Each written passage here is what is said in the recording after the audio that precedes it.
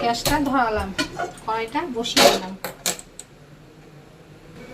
কড়াইটা গরম করলাম, তেল দিয়ে দিলাম, তেলটা দিয়েছি। আলু পরে একটু আগের থেকে নুন দিয়ে দিলাম, তাহলে কি হবে, তেলটা কম খাবে। এবার এটা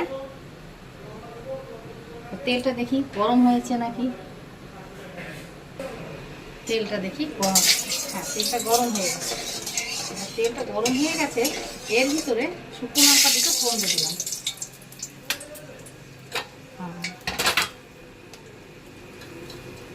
গোটা কয়েক কালো জিরে দিয়ে দিলাম।